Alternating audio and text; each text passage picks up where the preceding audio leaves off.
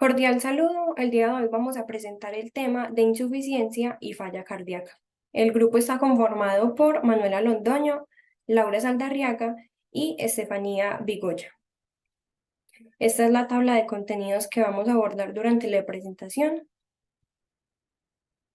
Para iniciar tenemos dos datos relevantes. El primero es que las enfermedades cardíacas son la principal causa de muerte en Colombia, según el Ministerio de Salud y Protección Social para el 2021. Y la insuficiencia cardíaca es una de las principales causas de morbilidad y mortalidad en adultos durante el 2000 al 2010, según la Asociación de Cardiología. Para iniciar, tenemos entonces que la insuficiencia cardíaca se define como el momento exacto en el que el corazón es incapaz de bombear la suficiente sangre rica en oxígeno para suplir las necesidades de procesos metabólicos en los tejidos. Esta es una afectación crónica, aunque también puede presentarse de manera repentina. Y la falla cardíaca es el estadio con peor pronóstico de la insuficiencia cardíaca por los signos de enfermedades, tales como derrame pleural, edema pulmonar, daño en órganos blancos, entre otros. Es importante mencionar pues, que la mayoría de signos y síntomas de la enfermedad se dan por la disminución del flujo sanguíneo en los órganos y presencia de líquido dentro y alrededor de los mismos. Y esta es una clasificación de insuficiencia cardíaca congestiva. Bueno, como etiología tenemos los factores de riesgo principales, que es una enfermedad arterial coronaria, que se da por el estrechamiento de esta arteria y hace que la bomba cardíaca no haga su correcto funcionamiento y se produzca la insuficiencia. Tenemos el ataque cardíaco, que puede ser también por una enfermedad arterial coronaria, pero esta da de una forma súbita. Tenemos la presión arterial alta, que es porque el corazón se va volviendo rígido y no trabaja de la misma manera y es mucho más difícil llevar la sangre a todo el cuerpo. Tenemos las enfermedades valvulares pues, del corazón, que hace que el corazón, la sangre dentro del corazón no fluya de una manera adecuada y se dé de una manera desorganizada. Tenemos los problemas cardíacos de nacimiento, que como su nombre se dice, son malformaciones que vienen desde el nacimiento y nos puede producir esta insuficiencia, ya sea por malformaciones o otras patologías. Tenemos la diabetes, que nos sube la presión arterial, la apnea del sueño, que si cuando estamos dormidos no se da un correcto funcionamiento de esa bomba cardíaca, hace que nos disminuya la oxigenación y a largo plazo nos produzca una insuficiencia.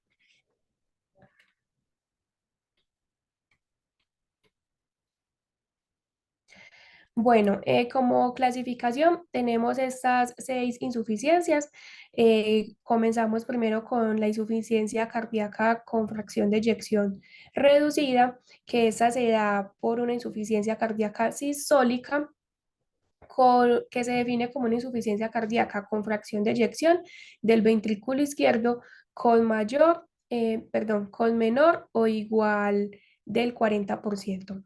Tenemos la insuficiencia cardíaca con fracción de eyección preservada, que es una insuficiencia cardíaca diastólica y se define como insuficiencia cardíaca con fracción de eyección del ventrículo izquierdo con igual o mayor del 50%. Tenemos también la insuficiencia ventricular izquierda, que aparece generalmente en las cardiopatías isquémicas, la hipertensión arterial, la insuficiencia mitral, la insuficiencia aórtica, la estenosis aórtica y de varias formas de las cardiopatías congénitas.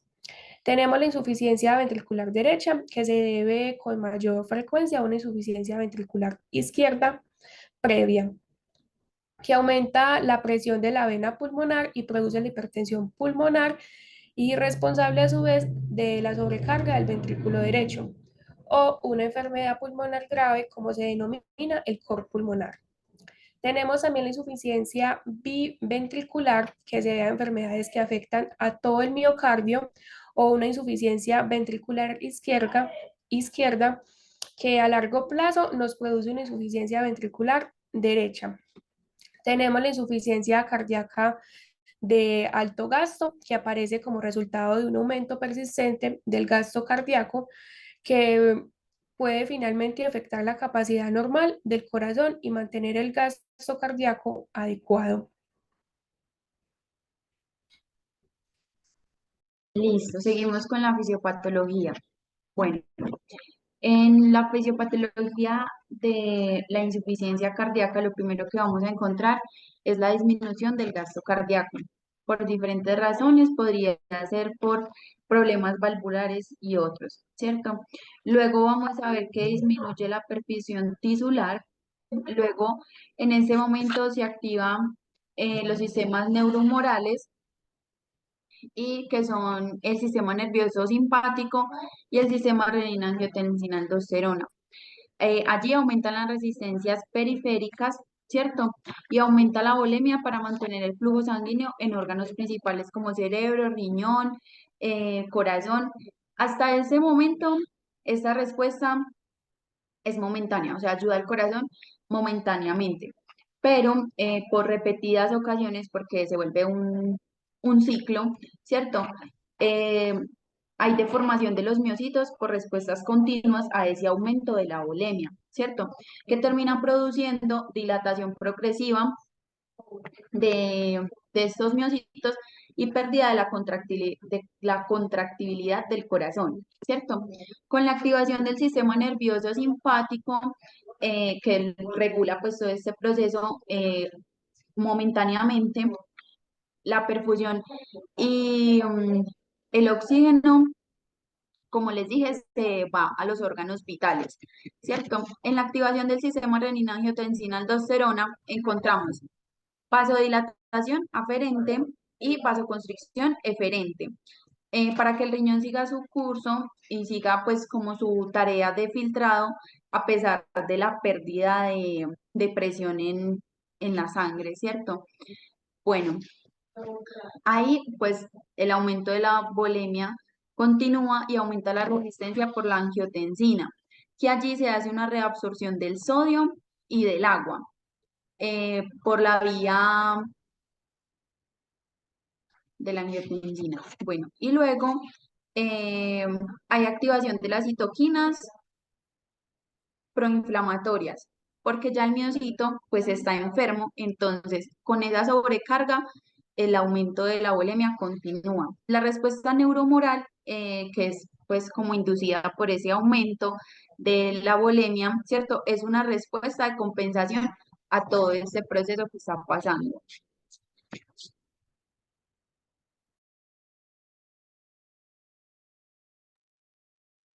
En cuanto a los signos y síntomas típicos, estos nos hablan de señales de enfermedad, pero no son lo mismo.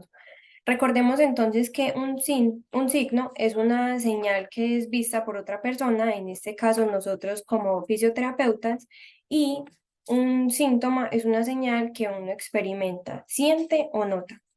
Los signos que como fisioterapeutas debemos notar serían entonces taquipnea, taquicardia, estertores pulmonares o ruidos pulmonares anormales en general, edema principalmente en extremidades, aumento de la presión venosa y hepatomegalia o crecimiento anormal de diferentes órganos de las cavidades. Y los síntomas son la fatiga, cansancio, disnea de esfuerzo o en reposo, incluso disnea paroxística nocturna e inflamación de las extremidades. En cuanto al diagnóstico, debemos tener en cuenta dos elementos. El primero es que se encargan los médicos y fisioterapeutas para diagnosticar y posteriormente evaluar. Entonces, debemos revisar antecedentes médicos como de herencia familiar o de nacimiento, observar signos y síntomas anteriormente mencionados y realizar toda la exploración física pertinente. Y el segundo punto sería entonces revisar los factores de riesgo, que serían la presión arterial alta, que esta hace que el corazón se endurezca, impidiendo un adecuado flujo sanguíneo al cuerpo, Recordemos entonces que la presión arterial alta se divide en presión arterial sistólica, que va de 120 a 129 milímetros de mercurio, y la presión arterial diastólica, que es menor a 80 milímetros de mercurio. También tenemos la enfermedad de las arterias coronarias. Esta es que cuando estas arterias se endurecen y se estrechan, restringen el flujo sanguíneo al corazón.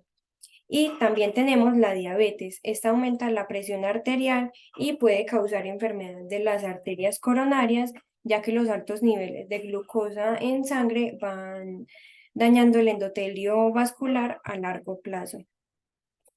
Para las pruebas diagnósticas tenemos entonces resonancia magnética, rayos X de tórax, ecocardiograma, tomografía axial computarizada del corazón, electrocardiograma, pruebas de esfuerzo, biopsia de miocardio, angiografía coronaria y hemograma completo.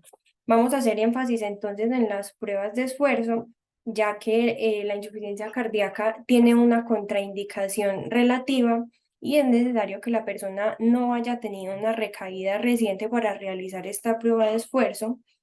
La prueba de esfuerzo nos sirve para diagnosticar como fisioterapeutas. También nos ayuda a ver si se presenta una arritmia en esfuerzo. También para conocer la resistencia aeróbica de la persona y para hacer una adecuada prescripción del ejercicio al paciente.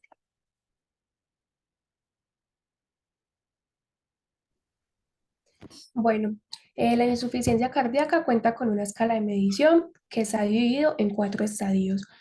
El estadio A es el alto riesgo de la insuficiencia cardíaca, pero sin enfermedad cardíaca estructural ni ninguna sintomatología. Tenemos que el estadio B ya hay una enfermedad cardíaca estructural, pero aún no presenta síntomas ni signos ni síntomas. Tenemos el estadio C, que es la enfermedad cardíaca estructural, pero con signos y síntomas iniciales o habituales de la insuficiencia cardíaca. Y en el estadio D tenemos la insuficiencia cardíaca refractaria, que requiere intervenciones especializadas.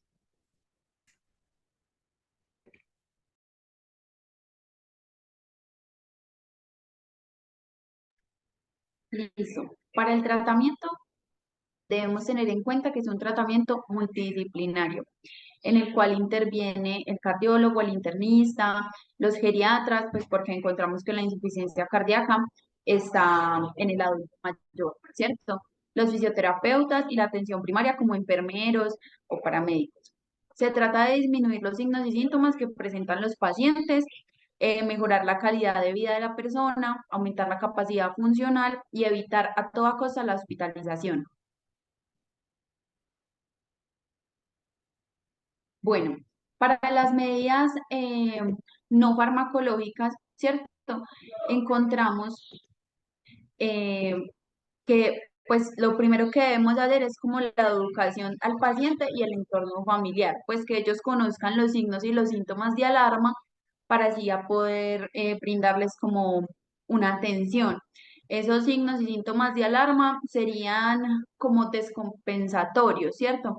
Como ganancia rápida de peso, aparición de edemas ligeros en extremidades, tos persistente, y eso pues puede ser una razón para que se tenga un llamado a la atención primaria, ¿cierto?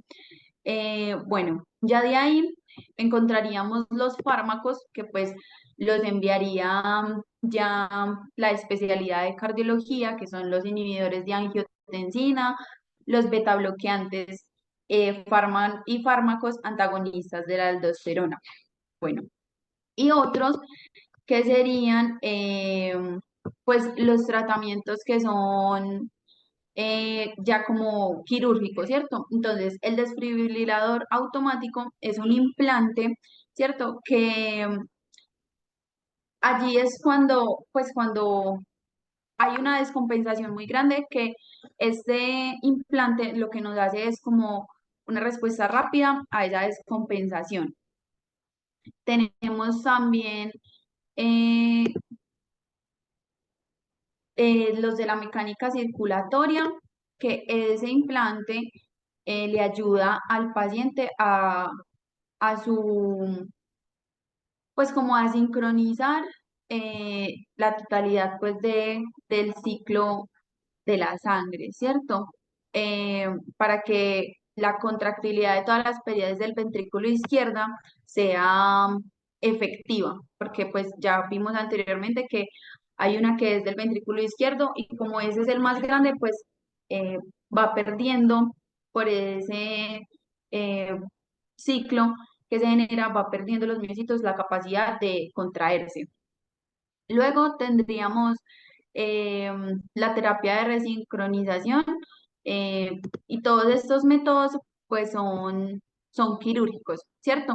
Y en esa mecánica de circulación se implantan pequeñas bombas de flujo que es continuo, eh, que va a hacer pues porque normalmente es cuando hay como un bloqueo de rama, ¿cierto? Del ventrículo izquierdo. Entonces lo que hace es que toda la energía fluya continuamente para que no haya como esa descompensación.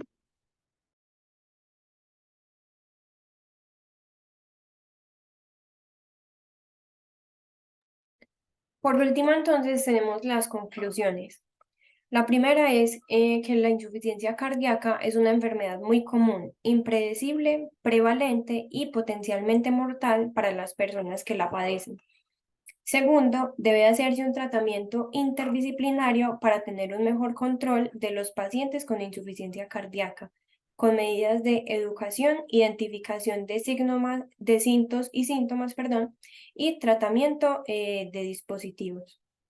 Y tercero, la insuficiencia cardíaca tiene dos tipos de manifestaciones. La primera sería entonces la insuficiencia cardíaca crónica, que es cuando los signos y síntomas se van manifestando progresivamente, pero los síntomas se van intensificando con el tiempo y esta es la más frecuente. Y la segunda sería que la insuficiencia cardíaca aguda, en donde los síntomas de aparición son repentinos y graves desde el inicio, pero con tratamiento y acompañamiento, tanto de medicina como de fisioterapia, hay buena mejoría por parte del paciente. Por acá tenemos entonces todas las referencias biográficas. Muchas gracias.